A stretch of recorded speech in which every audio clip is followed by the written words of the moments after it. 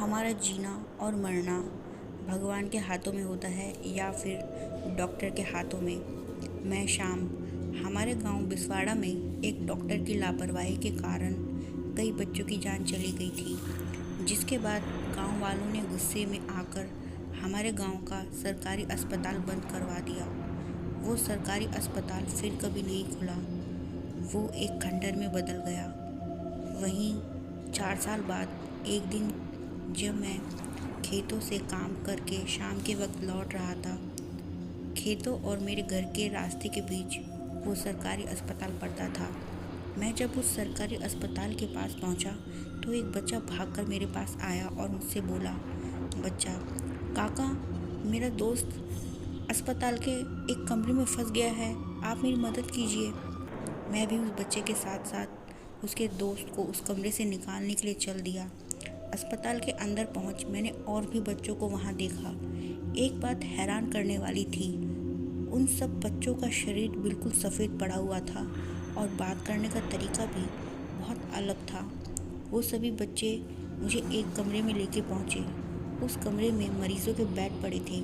मैंने एक बच्चे से पूछा, बच्चों, तुम्हारा दोस्त कहाँ है?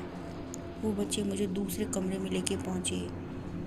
इस तरीके से वो बच्चे मुझे अस्पताल में यहाँ वहाँ लेकर घूम रहे थे। मैं बहुत परेशान हो चुका था। मैंने उन बच्चों को डांटते हुए कहा, तुम मुझे परेशान कर रहे हो, मैं तुम्हारी शिकायत तुम्हारे अम्मा बाबूजी से करूँगा।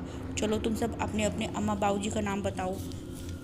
देखते ही देखते उन बच्चों की आंखें चमकने लगी और वो ज़ोर ज़ोर से हंसने लगे और मेरे चारों ओर घेरा बनाकर घूमने लगे।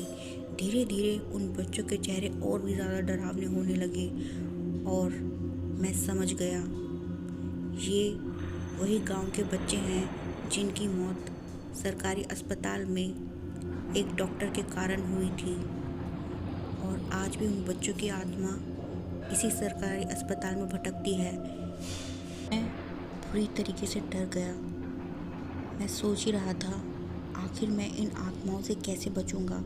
तभी भगवान की कृपा से मेरा दोस्त जगमोहन मुझे ढूंढता हुआ अस्पताल में आ पहुंचा। जगमोहन की आवाज़ सुन उन बच्चों की आत्माएं गायब हो गई। उस घटना के बाद मैंने उस रास्ते से आना जाना छोड़ दिया।